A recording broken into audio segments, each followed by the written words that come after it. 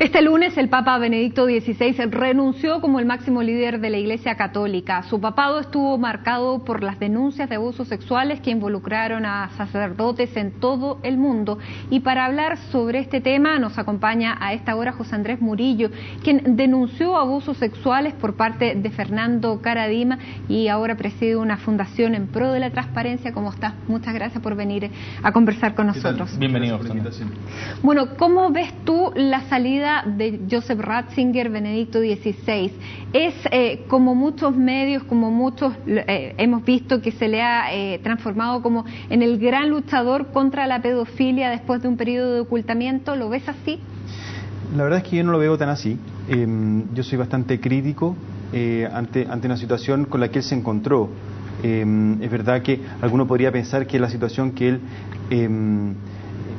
él hizo todo para poder llegar a ser Papa y para en algún momento quizás poder limpiar esto, pero por otro lado, él durante bastante tiempo, y eso acaba de salir un documental tremendamente interesante hace una semana por el HBO, acerca de las responsabilidades que tenía Ratzinger cuando estaba a cargo de la Congregación para la Doctrina de la Fe, por los casos de abuso del sacerdote Murphy en Pensilvania, que abusó a más de 200 niños sordos, y que fue ocultado y se aplicó la medida que tenía el Vaticano y creo que tiene hasta el día de hoy, ¿no? Que es negar, minimizar y culpar, ¿no? Y culpar o a un par de sacerdotes o a las víctimas o a la debacle moral o algo, pero jamás hacerse cargo. ¿Tú no viste un cambio de mano con Ratzinger? Yo vi un cambio de mano de la Iglesia. O sea, aquí la Iglesia se levantó, un montón de personas se levantaron, alzaron la voz y Ratzinger, entre otros, porque yo creo que Ratzinger era una persona tremendamente honesta, intelectualmente honesta, una persona inteligente y que supo escuchar en algún momento ante toda esta voces que habían, él supo escuchar una voz que había que escuchar. Y ese es el mérito de Ratzinger en algún momento. Pero aquí el mérito lo tiene un montón de personas que en todo el mundo comenzaron a levantarse, tanto dentro como fuera de la Iglesia. Ahora, Ratzinger también, se entiende, estaba en un contexto muy difícil, no era muy pesada quizás la herencia que le dejó Juan Pablo II en la manera en que se abordaron estos temas. Era pesada, el contexto que heredó Ratzinger era pesado, pero eso no lo priva también de la responsabilidad de tomar las acciones que tiene que tomar en el momento que tiene que hacerlo, porque si no es súper fácil que los contextos responsabilicen a las personas, sobre todo las personas que están en los puestos a la cabeza cuando ellos tienen que cambiar las situaciones. Es que te pregunto porque también uno entiende que realizar cambios como el que sería, digamos, un cambio de actitud tan fuerte de reconocer las culpas como Iglesia, como la máxima autoridad de la Iglesia en una institución de tantos años, tan conservadora, tan rígida además en sus estructuras, quizás puede ser difícil. Mira, yo no me centraría tanto, la culpa, sí, es importante la culpa, es importante el lugar del victimario, el lugar de la víctima, es súper importante establecerlo, pero aquí lo más importante es que la Iglesia comience a reconocer que tiene estructuras que no solamente han tolerado, sino que también han facilitado los abusos de poder, el abuso sexual infantil y el encubrimiento. Y eso es esa es la gran derrota que hay hoy día en la Iglesia ante la renuncia. Yo creo que esto es una gran derrota, la renuncia de un Papa que parecía que venía con una mano más bien reformista y que probablemente se pegó un encontronazo con un patilix bastante desarrollado y empoderado en la que tenía las manos amarradas y que probablemente de la que él probablemente también formaba parte. O sea, él no llegó al Vaticano cuando fue elegido Papa, sino que él estaba ahí hacía tiempo. Sí. Claro, probablemente tenía más poder para empezar a investigar y hacer más cosas que a lo mejor antes no podía hacer, y lo digo especialmente por el tema de los legionarios de Cristo, que él fue el que mandó a investigar en la noche en que Juan Pablo II estaba muriendo, partía a Chicluna, a México, a investigar el caso de Marcial Maciel, después que habían llegado cosas y pruebas bastante contundentes al Vaticano. Yo creo que esa sigue siendo la gran vergüenza de la Iglesia, sobre todo por la reacción final a Maciel. sí, lo mandaron a rezar cuando el mayordomo, que fue uno de los que intentó de alguna manera, que es bastante discutible, es verdad, pero que probablemente intentó transparentar una situación, terminó preso y el gran criminal terminó en una celda o en un monasterio, no tengo idea en qué condiciones, pero rezando y libre. Tú decías que esto podría ser una gran derrota. ¿Tu mirada es pesimista después de la salida de Joseph Ratzinger? ¿Tú crees que ganó la parte a lo mejor más conservadora, que esa puede ser la línea de sucesión? Yo creo que la renuncia de Ratzinger transparenta que hay una tremenda crisis en la Iglesia. Una crisis que amigos cercanos, sacerdotes o monjas, me decían que ellos sienten una gran orfandad dentro de la iglesia, ¿no? Se sienten como huérfanos dentro de la iglesia, porque la iglesia a la que ellos habían entrado, a la que ellos se entregaron, era una iglesia que estaba por el amor al prójimo, por la justicia, por la lucha, por la educación de los niños, y se encontraron con una iglesia en algún momento que no solamente hablaba hacia la vista gorda, sino que también activamente encubría estos delitos. Entonces ellos comenzaron a sentirse que estaban huérfanos, y hoy día en la renuncia de Ratzinger, yo creo que todo el mundo dice que es un acto de valentía, todo lo que quieran, pero todos en el fondo sienten, supongo, una sensación de orfandad enorme. Aquella persona que podía ser como el papá que llega y pone un poco de orden en la casa, tuvo que irse con la cola entre las piernas diciendo, no me la puedo, no tengo fuerza. Y eso significaría que quizás quien venga a reemplazar a Benedicto XVI, temes tú que no continúe con esos avances y que vuelva a una línea un poco más de cubrimiento, de silenciar los casos de abuso, por ejemplo. Pero ¿es posible ya a este nivel, cuando ya la gente se empoderó, denuncia, hay una conciencia mundial, no solo a nivel de la Iglesia? Sí, pero la Iglesia jerárquica puede cortar con las comunidades y dedicarse a hacer una especie de, y lo he dicho en otro lado, como una especie de secta de lujo integrista que solamente admite a aquellos que van a agachar la cabeza como lo han hecho hasta ahora. Y es una posibilidad bastante real, yo creo que eso puede pasar. La otra posibilidad es que se abra, pero aquí no hay un camino intermedio. Aquí yo creo que no existen hoy día los caminos tibios en un momento de crisis, ¿no?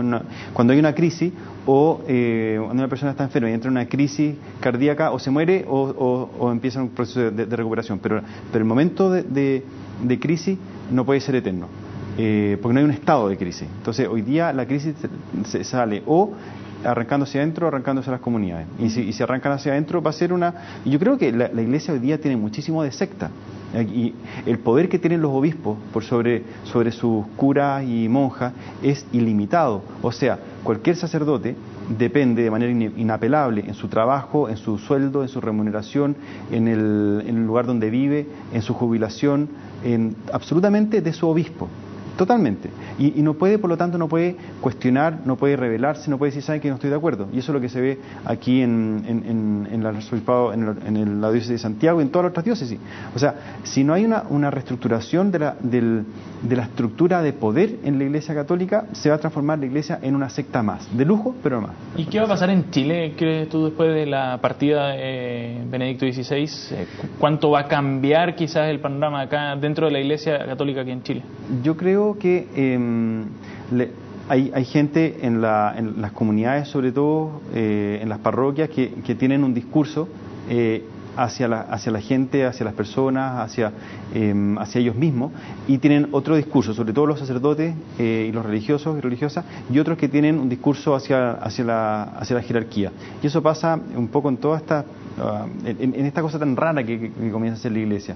Además que otra cosa que yo creo que la Iglesia ha perdido mucho poder acá en Chile, ya no está metida en todos los temas culturales, morales, éticos, y ya no tiene el monopolio de la espiritualidad, y eso es bueno. O sea, la Iglesia tiene que ganarse hoy día la confianza de las personas, porque la rompió, y la rompió y quebró la confianza en la Iglesia. No la quebró, no es que la gente como un día amaneció sin capacidad para confiar, sino que la Iglesia quebró la confianza de las personas y hoy día tiene que crear las condiciones para que la gente vuelva a confiar. ¿Y cuáles son las condiciones para que eso vuelva a ocurrir? Bueno, transparencia, revisar sus estructuras dogmáticas, probablemente también las condiciones del celibato, el rol de la mujer en la Iglesia, el lugar también que tiene la infancia en en la Iglesia, que no puede limitarse a este papel realmente ridículo no sé, del manejo de los niños en el altar. Yo creo que tienen que abrirse, dialogar con la cultura y abrirse. ¿Y Monseñor Esati lo ha hecho? ¿Ha dado paso en esa línea? Yo creo que Monseñor Esati está más preocupado de perseguir a las personas que están intentando hacer una apertura que otra cosa. La cantidad de curas y monjas que me dicen que le tienen terror a Esati es enorme. O sea, Esati ha hecho un rol de controlador, de gran inquisidor, más que de pastor, y eso se ve y creo que es difícil discutirlo. Yo creo que porque él probablemente tiene el gen de Vaticano, ¿no? Pero es otra cosa, yo creo que lo que la gente necesita. ¿Cómo fue tu experiencia con él en cuanto a tu posición de víctima? ¿Sentiste una reparación por parte de él, que era el pastor que, digamos, tenía la misión de acercarse a ustedes como víctimas? No, al contrario, yo creo que ha habido bastante, y es triste decirlo, pero bastante falta de la verdad en lo que se ha hecho. O sea, ellos por parte del arzobispado han dicho que nos han acompañado, que a nosotros u otras víctimas. O sea, y aquí ya se trata como de dejar de ser víctima para comenzar a ser personas, y son personas como común y corriente, un montón de gente que quiere justamente ser reconocido en algún momento como víctima para dejar de serlo. Pero esto de negar constantemente que hay una víctima, por lo tanto hay un victimario, y por lo tanto hay una estructura que lo ha permitido, y que eso es lo que debe ser cuestionado, debe ser transformado, debe ser ahí donde debe caer la justicia. Yo creo que eso es lo que falta. Yo creo que una reparación es una manera, sobre todo, de decir aquí hay responsabilidades que hay que asumir, y eso es lo que se busca también. Y eso es lo que están pidiendo a través de de las indemnizaciones que están buscando. Lo que se busca, sobre todo, es la responsabilidad. Ahora, yo no te veo un descreído de la Iglesia, después de todo. A ver, yo sé que la Iglesia tiene un rol fundamental en el desarrollo de la espiritualidad de muchas personas. Yo no me siento tan representado hoy día en eso, pero sé que es muy importante y reconozco que es tan válido como otras opciones. Pero para que sea tan válido como otras opciones, tiene que transparentarse y tiene que abrir sus puertas, sus ventanas, que entre la luz, que entre el viento, que se prendan las cosas por dentro, y que por lo tanto si mis hijos o sobrinos o todos los niños chilenos tienen algún día ganas de desarrollar su espiritualidad en la Iglesia Católica, no tengan que ir a un lugar casi que con cinturón de castidad o acompañados de los papás, porque existen estos especie de monstruos incontrolables que los pueden abusar en cualquier momento. Eso me parece impresentable hoy día, y que la Iglesia no se ponga los pantalones y diga, en realidad aquí vamos a parar con con esta falta de seriedad al final. El ánimo es cambiarlo, más que destruirla. Yo no tengo ningún interés en la destrucción de la Iglesia. Al contrario, creo que tienen un rol importante y ellos tienen que asumirlo. Yo creo que las personas, la gente hoy día está haciéndolo, y yo creo que hay algo también en la estructura del poder de la Iglesia que impide que muchas personas puedan levantar la voz, rebelarse y pedir cambio. Y eso es lo que hay que cuestionar. ¿Y este momento podría servir también como una oportunidad, o tú lo ves más bien de una perspectiva un poco pesimista? Yo siempre creo que las crisis son oportunidades, pero el problema es que las oportunidades a veces se dejan pasar. ¿Cuál sería el ideal de lo que tú ves ahora y de las posibilidades que hay dentro de los próximos papabiles tal vez, o de las líneas? ¿A quién se debiera buscar? ¿Qué perfil encontrarías tú que sería una buena línea para continuar? Yo creo que lo principal es cuestionar incluso el rol del Papa. O sea, yo creo que así como Ratzinger fue capaz de tirar la toalla, o sea, por falta de fuerza, absolutamente, será metafórico, será real, porque no se veía alguien tan enfermo, pero sí tenía y tiene todo el derecho, y nadie tiene el derecho a cuestionar sus razones de falta de fuerza. Pero eso como que puso en jaque una tradición que parecía que era pétrea, ¿no? Hoy día no. Yo creo que también se puede cuestionar el rol del Papa. Hay cosas que son ridículas en el rol del Vaticano, el rol del Papa, el rol de la jerarquía, y eso tiene que cambiar. Tiene que cambiar absolutamente el rol de la mujer. Y un montón de cosas que tienen que ver como que intentaron, cuando la Iglesia intentó transformarse en una entidad monopólica de la moral se transformó al final en una especie de secta ideológica que no tenía ninguna relación con la realidad. Y eso le hizo mucho daño incluso a Chile. José Andrés Murillo, presidente de la Fundación para la Confianza, muchas gracias por estar con nosotros aquí en CNN. Gracias por la invitación. Muchísimas gracias. Que estén bien.